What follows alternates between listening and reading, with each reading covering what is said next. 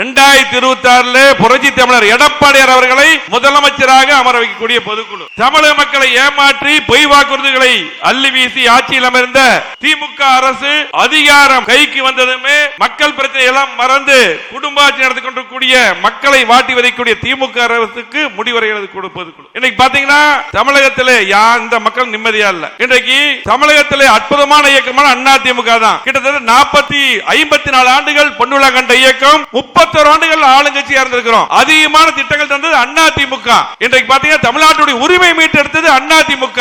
இந்த 26 நமக்கு முக்கியமான தேர்தல். இங்க பாத்தீங்கன்னா திமுக எஸ்ஐஆர் எதுக்குன்னு சொல்லி போட்டு எல்லா வேலையும் பண்ணிட்டு இருக்கிறான். எஸ்ஐஆர் எதிர்ப்பாக கூறி இன்னைக்கு பாத்தீங்கன்னா எல்லாரும் அவங்க ஓட்டு இருக்குதான்னு பாருங்க, குடும்ப ஓட்டு இருக்கான்னு பாருங்க. எங்க மாவட்டத்தில் ஒரு நகர செயலாளர் குடும்பத்துல 5 ஓட்டு குடும்பத்திலே இல்ல, ஒரு நகர செயலாளர் குடும்பத்திலே ஓட்டு இல்ல. ஆகவே நம்ம பாத்தீங்கன்னா திமுக இன்னைக்கு பாத்தீங்கன்னா மக்கள் மத்தியில கடுமையான எதிர்ப்பு இருக்குது. யாருமே திமுக ஓட்டு போடுறது இல்ல.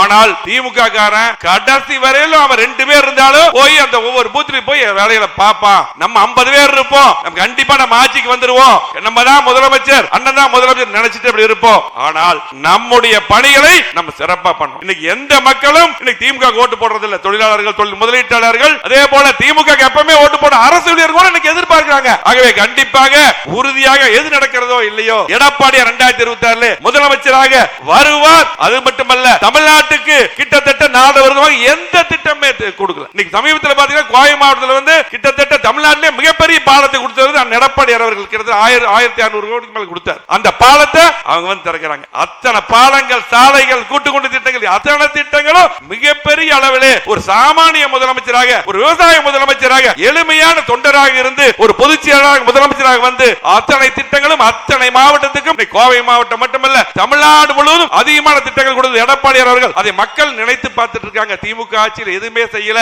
அது மட்டுமல்ல, சட்ட ஒழுங்கு கேட்கவே வேண்டியதில்லை. எதுவுமே சரியில்லை. திமுக ஓட்டு போட மாட்டார்கள். ஆனால் சில்லு முள்ளு திமுக பண்ணுவோம். அதை சரி பண்ணக்கூடிய பணி இங்க இருக்கு. அத்தனை பேர் தமிழ்நாட்டுக்குடிய ஒன்றிய நகர பேரூராட்சியாளர்கள், பொதுக்குழு உறுப்பினர்கள், செயற்குழு உறுப்பினர்கள் எல்லாம் இருக்கீங்க. உங்க கையில தான் இருக்கு. இனிமேல் இந்த 100 நாட்கள் முழுமையாக நமக்கு தேர்தல் பணி மட்டும்தான். நமக்கு ஒரே ஒரு பணி, அனைவருடைய எண்ணமும் எடப்பாடி முதலமைச்சர் வரணும். அவர் வந்தா தான் இந்த கட்சிக்கு வாழ்வு, அத்தனை பேருக்கு வாழ்வு.